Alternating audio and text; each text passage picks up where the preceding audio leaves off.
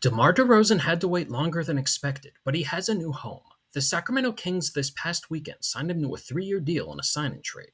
While DeRozan's been a prolific offensive player for quite some time, his strengths and weaknesses make him an interesting fit with the Kings, though he also has the potential to give them something the team has lacked offensively. I'm going to take a deeper dive into how DeRozan fits with the Kings as they look to compete in a very tough Western Conference.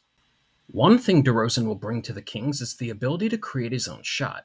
Outside of De'Aaron Fox and Malik Monk, this isn't something the Kings had much of. The Kings also ranked 23rd in free throw rate last season, which is the number of free throw attempts per shot attempt. DeRozan should be a massive boost in that regard, as he's averaged just under 7 free throw attempts per game in his career. Though DeRozan did struggle by his standards last year shooting long twos, he's a master in the mid-range who can get to his shot in a variety of ways. Whether it's operating pick and roll, isolation, or even post-ups, DeRozan is able to use this to his advantage and score effectively. In recent years, we've also seen more of DeRozan's ability to create offense for others. The ways I highlighted he can score consistently are all ways he can create for teammates at a high level as well. This possession starts as high pick and roll, and due to DeRozan's ability to get into a mid-range pull-up and Andre Drummond being a lob threat, Rudy Gobert's stuck in the middle playing drop coverage. Though after creating some space with a Euro step, look at what DeRozan has now. There are 4 Timberwolves defenders focused on him in the paint. DeRozan knows he created an advantage, and he finds Alex Caruso, who knocks down the wide-open three. DeRozan's also fantastic creating out of isolation, where he ranked in the 91st percentile out of the action, including passes, this past season. In this possession, DeRozan's isolated against Kevin Durant, but look at how the Suns are playing him. Bradley Beal's completely focused on DeRozan here. After dribbling a bit longer, DeRozan looks like he's about to pull up into his shot, though in many cases with DeRozan, this can lead to a jump pass in midair. DeRozan does pass it, and with Beal committed to DeRozan, he can't recover before Kobe White knocks down an open triple. Then there is DeRozan's ability to create for himself and others out of post-ups. He was top 25 this past season on a per-game basis in points scored out of post-ups including passes, and was the only player among them who was under 6'8". Sometimes these baskets can occur solely due to the threat of DeRozan when posting up. Here the Bulls push tempo off a made basket and get a mismatch they like right away. DeRozan against a smaller defender with his back to the basket.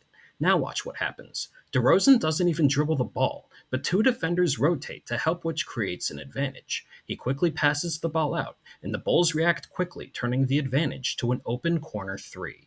Now here's where DeRozan's fit with the Kings gets interesting. The Kings this past year really didn't run much of what DeRozan excelled at.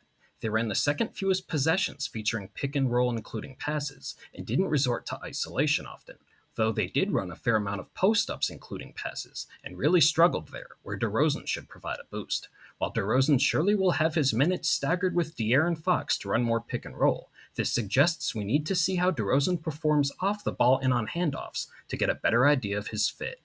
With Domantas Sabonis as their offensive hub, no team incorporated more handoffs into their offense than the Kings this past year. They did very well with them, ranking in the 83rd percentile on a per-possession basis.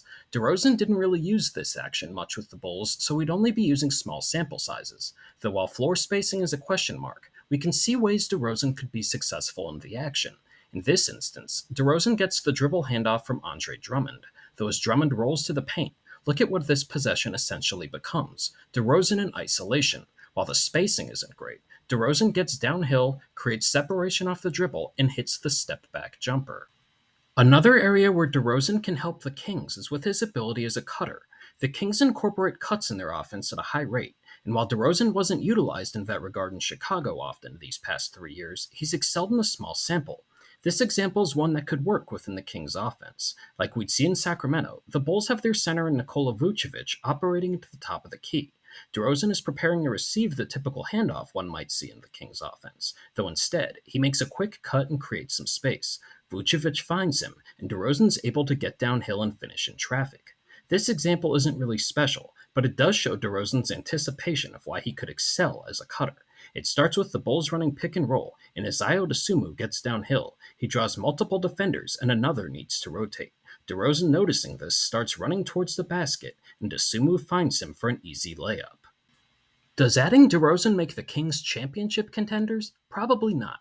The Kings still will have trouble defending, But DeRozan gives them something they haven't had the past few years. He gives them another player who can consistently create his own shot, generates free throws, and is capable at creating offense for teammates in a variety of ways. The Kings are sacrificing some spacing by doing this, but there are signs that suggest he can perform well in some of the actions they prefer to run. DeRozan's also reliable, as he's played in at least 60 games, averaging 20 or more points for the last 11 seasons.